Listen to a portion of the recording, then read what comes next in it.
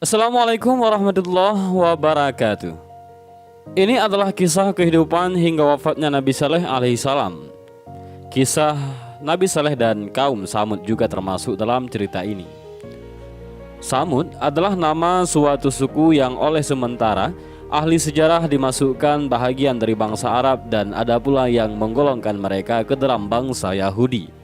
Mereka bertempat tinggal di suatu dataran bernama Al-Hijr yang terletak antara Hijaz dan Syam, yang dahulunya termasuk jajahan dan dikuasai suku Ad yang telah habis binasa disapu angin taufan yang dikirim oleh Allah Subhanahu wa taala sebagai pembalasan atas pembangkangan dan pengingkaran mereka terhadap dakwah dan risalah Nabi Hud alaihi salam. Kemakmuran dan kemewahan hidup serta kekayaan alam yang dahulu dimiliki dan dinikmati oleh kaum Ad telah diwarisi oleh kaum Samud.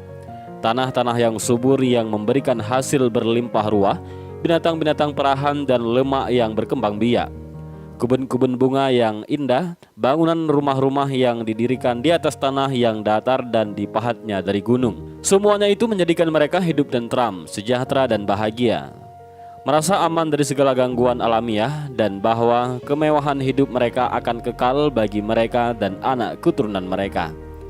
Kaum Samud tidak mengenal Tuhan. Tuhan mereka adalah berhala-berhala yang mereka sembah dan mereka puja. Kepadanya mereka berkurban, tempat mereka meminta perlindungan dari segala bala dan musibah, dan mengharapkan kebaikan serta kebahagiaan. Mereka tidak dapat melihat atau memikirkan lebih jauh dan apa yang dapat mereka jangkau dengan panca indera. Allah Subhanahu wa taala yang Maha Pengasih dan Maha Penyayang tidak akan membiarkan hamba-hambanya berada dalam kegelapan terus-menerus tanpa diutusnya nabi pesuruh di sisinya untuk memberi penerangan dan memimpin mereka keluar dari jalan yang sesat ke jalan yang benar. Demikian pula Allah tidak akan menurunkan azab dan seksaan kepada suatu umat sebelum mereka diperingatkan dan diberi petunjuk oleh Allah Subhanahu wa taala dengan perantara seorang yang dipilih untuk menjadi utusan dan rasulnya. Sunnatullah ini berlaku pula kepada kaum Samud, yang kepada mereka telah diutuskan Nabi Saleh, seorang yang telah dipilihnya dari suku mereka sendiri, dari keluarga yang terpandang dan dihormati oleh kaumnya, terkenal tangkas, cerdik, pandai, rendah hati dan ramah tamah dalam pergaulan. Dikenalkan mereka oleh Nabi Saleh alaihissalam kepada Tuhan yang sepatut mereka sembah, Tuhan Allah yang Maha Esa, yang telah menciptakan mereka, menciptakan alam sekitar mereka, menciptakan tanah-tanah yang subur yang menghasilkan bahan-bahan keperluan hidup mereka, menciptakan binatang-binatang yang memberi manfaat dan berguna bagi mereka, dan dengan demikian memberi kepada mereka kenikmatan dan kemewahan hidup dan kebahagiaan lahir dan batin. Tuhan yang esa itulah yang harus mereka sembah, dan bukan patung-patung yang mereka pahat sendiri dari batu-batu gunung yang tidak berkuasa memberi sesuatu kepada mereka atau melindungi mereka dari ketakutan dan bahaya. Nabi Saleh alaihissalam memperingatkan mereka bahwa ia adalah seorang dari mereka. Terjalin antara dirinya dan mereka ikatan keluarga dan darah. Mereka adalah kaumnya dan sanak keluarganya, dan dia adalah sekuturunan dan sesuku dengan mereka. Ia mengharapkan kebaikan dan kebajikan bagi mereka, dan sesekali tidak akan menjerumuskan mereka ke dalam hal-hal yang akan membawa kerugian, kesengsaraan, dan kebinasaan bagi mereka. Ia menerangkan kepada mereka bahwa ianya adalah pesuruh dan utusan Allah, dan apa yang diajarkan dan didakwahkan kepada mereka adalah amanah Allah yang harus disampaikan kepada mereka untuk kebaikan mereka semasa hidup mereka dan sesudah mereka mati di akhirat kelak. Ia mengharapkan kaumnya mempertimbangkan dan memikirkan sungguh-sungguh apa yang ia serukan dan anjurkan, dan agar mereka segera meninggalkan persembahan kepada berhala-berhala itu dan percaya beriman kepada Allah yang Maha Esa, seraya bertobat dan memohon ampun kepadanya atas dosa dan perbuatan syirik yang selama ini telah mereka lakukan. Allah Maha dekat kepada mereka yang mendengarkan doa mereka dan memberi ampun kepada yang salah bila dimintanya. Terperanjaklah kaum Saleh mendengar seruan dan dakwahnya yang bagi mereka merupakan hal yang baru yang tidak diduga akan datang dari saudara atau anak mereka sendiri. Maka serentak ditolaklah ajakan Nabi Saleh itu, seraya berkata mereka kepadanya, "Wahai Saleh, kami mengenalmu seorang yang pandai, tangkas dan cerdas. Pikiranmu tajam dan pendapat serta semua pertimbanganmu selalu tepat. Pada dirimu kami melihat tanda-tanda kebajikan dan sifat-sifat yang terpuji. Kami mengharapkan dari Engkau sebetulnya untuk memimpin kami menyelesaikan hal-hal yang rumit yang kami hadapi, memberi petunjuk dalam soal-soal yang gelap bagi kami, dan menjadi ikutan dan kepercayaan kami dikala kami menghadapi krisis dan kesusahan. Akan tetapi, segala harapan itu menjadi meleset dan kepercayaan kami kepadamu tergelincir hari ini dengan tingkah lakumu dan tindak tandukmu yang menyalahi adat istiadat dan tata cara hidup kami. Apakah yang Engkau serukan kepada kami? Engkau menghendaki agar kami meninggalkan persembahan kami dan nenek moyang kami, persembahan dan agama yang telah menjadi darah daging kami, menjadi sebahagian hidup kami sejak kami dilahirkan, dan tetap menjadi pegangan untuk selama-lamanya. Kami sesekali tidak akan meninggalkannya karena suruhanmu, dan kami tidak akan mengikutimu yang sesat itu. Kami tidak percaya omong kosongmu, bahkan meragukan kenabianmu. Kami tidak akan mendurhakai nenek moyang kami dengan meninggalkan persembahan mereka dan mengikuti jejakmu. Nabi Saleh alaihissalam memperingatkan mereka agar jangan menentangnya dan agar mengikuti ajakannya beriman kepada Allah yang telah mengkaruniakan mereka rezeki yang luas dan kehidupan yang sejahtera. Diceritakan kepada mereka kisah kaum-kaum yang mendapat seksa dan azab dari Allah karena menentang Rasulnya dan mendustakan risalahnya. Hal serupa dapat terjadi di atas mereka jika mereka tidak mahu menerima dakwahnya dan mendengarkan nasihatnya yang diberikannya secara ikhlas dan jujur sebagai seorang anggota dari keluarga besar mereka, dan yang tidak mengharapkan atau menuntut upah daripada mereka atas usahanya itu. Ia hanya menyampaikan amanah Allah yang ditugaskan kepadanya, dan Allah lah yang akan memberinya upah dan ganjaran untuk usahanya memberi pimpinan dan tuntunan kepada mereka. Sekelompok kecil dari kaum Samud yang kebanyakannya terdiri dari orang-orang yang kedudukan sosial lemah menerima dakwah Nabi Saleh dan beriman kepadanya. Sedangkan sebahagian yang besar, terutamanya mereka yang tergolong orang-orang kaya dan berkedudukan tetap, berkeras kepala dan menyombongkan diri, menolak ajakan Nabi Saleh dan mengingkari kenabiannya, dan berkata kepadanya, "Wahai Saleh, kami kira bahwa engkau telah kerasukan setan dan terkena sihir. Engkau telah menjadi sinting dan menderita sakit gila. Akalmu sudah berubah dan pikiranmu sudah kacau, sehingga engkau dengan tidak sadar telah mengeluarkan kata-kata ucapan yang tidak masuk akal, dan mungkin engkau sendiri tidak memahaminya. Engkau mengaku bahwa engkau telah diutuskan oleh Tuhanmu sebagai Nabi dan Rasulnya. Apakah kelebihanmu daripada kami semua, sehingga engkau dipilih menjadi Rasul? Padahal ada orang-orang di antara kami yang lebih patut dan lebih cakep untuk menjadi Nabi atau Rasul daripada engkau. Tujuanmu dengan bercakap kosong dan kata-katamu hanyalah untuk mengejar kedudukan dan ingin diangkat menjadi kepala dan pemimpin bagi kaummu. Jika engkau merasa bahwa engkau sehat badan dan sehat pikiran, dan mengaku bahwa engkau tidak mempunyai arah dan tujuan yang terselubung dalam dakwahmu itu, maka hentikanlah usahamu menyiarkan agama barumu dengan mencerca persembahan kami dan nenek moyangmu sendiri. Kami tidak akan mengikuti jalanmu dan meninggalkan jalan yang telah ditempuh oleh orang-orang tua kami lebih dahulu." Nabi Saleh alaihissalam menjawab, "Aku telah berulang-ulang mengatakan kepadamu bahwa aku tidak mengharapkan sesuatu apapun daripadamu sebagai imbalan atas usahaku memberi tuntunan penerangan kepada kamu. Aku tidak mengharapkan upah atau menambahkan pangkat dan kedudukan bagi usahaku ini. Yang aku lakukan hanyalah semata-mata atas perintah Allah, dan daripadanya kelak aku harapkan balasan dan ganjaran untuk itu. Dan bagaimana aku dapat mengikutimu dan menterlantarkan tugas dan amanah Tuhan kepadaku, padahal aku telah memperoleh bukti-bukti yang nyata atas kebenaran dakwahku? Janganlah sekali kamu mengharapkan bahwa aku akan melanggar perintah Tuhanku dan melalaikan kewajibanku kepadanya, hanya semata-mata untuk melanjutkan persembahan nenek moyang kami yang batil itu. Siapakah yang akan melindungiku dari murka dan azab Tuhan jika aku berbuat demikian? Sesungguhnya kamu hanya akan merugikan dan membinasakan aku dengan seruanmu itu." Setelah gagal menghentikan usaha dakwah Nabi Saleh dan dilihatnya ia bahkan makin giat menarik orang-orang mengikutinya dan berpihak kepadanya, para pemimpin dan pemuka kaum Samud berusaha hendak membendung arus dakwahnya yang makin lama makin mendapat perhatian, terutama dari kalangan bawahan menengah dalam masyarakat. Mereka menentang Nabi Saleh dan untuk membuktikan kebenaran kenabiannya itu dengan suatu bukti mukjizat dalam bentuk benda atau kejadian luar biasa yang berada di luar kekuasaan manusia. Allah Subhanahu wa taala pun memberi mukjizat kepada Nabi Saleh alaihi salam.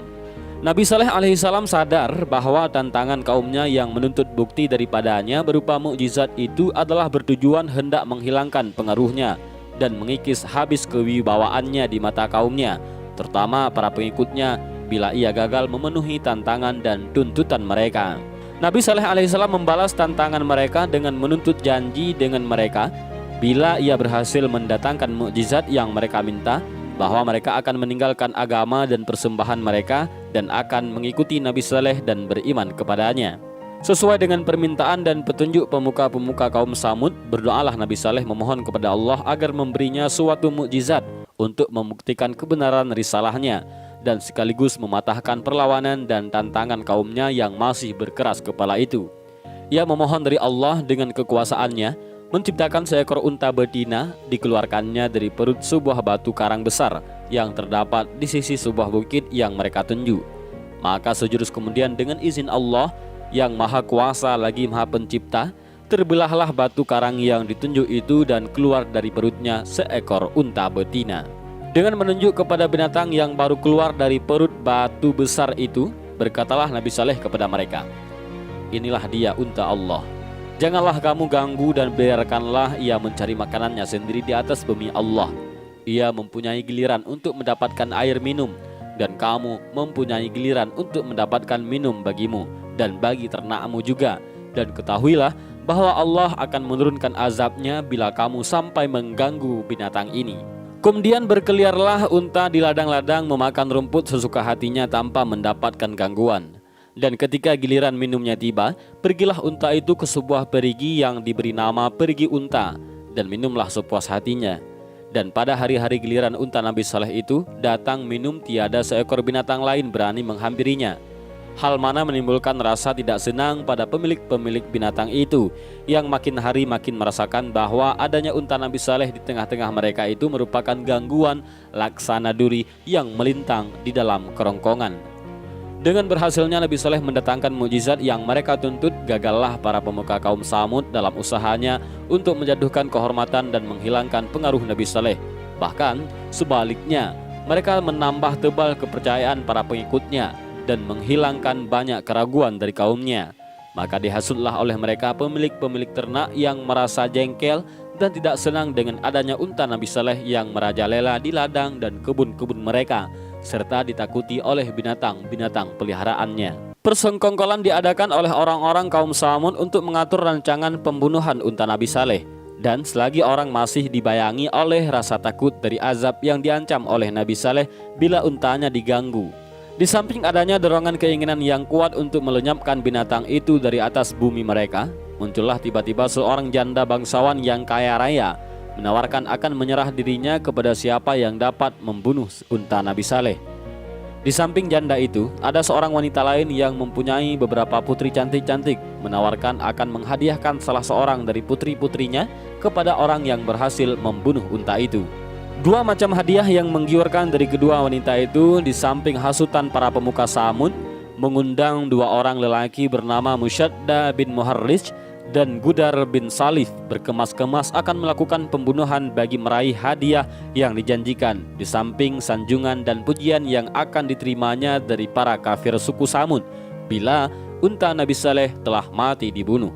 Dengan bantuan 7 orang lelaki lagi bersembunyilah kumpulan itu di suatu tempat di mana biasanya dilalui oleh unta dalam perjalanannya ke perigi tempat ianya minum. Dan begitu unta-unta yang tidak berdosa itu lalu, segeralah dipanah betisnya oleh Musyadda yang disusul oleh Gudar dengan menikamkan pedangnya di perutnya. Dengan perasaan megah dan bangga, pergilah para pembunuh unta itu ke ibu kota yang menyampaikan berita matinya unta Nabi Saleh, yang mendapat sambutan sorak-sorai dan teriakan gembira dari pihak musyrikin, seakan-akan mereka kembali dari medan perang dengan membawa kemenangan yang gilang gemilang. Berkata mereka kepada Nabi Saleh, "Wahai Saleh, untamu telah mati dibunuh. Cobalah datangkan apa yang engkau katakan dulu akan ancaman bila unta itu diganggu, jika engkau betul-betul termasuk orang-orang yang terlalu benar dalam kata-katanya." Nabi Saleh alaihissalam pun menjawab, "Aku telah peringatkan kamu bahwa Allah akan menurunkan azabnya atas kamu jika kamu mengganggu unta itu."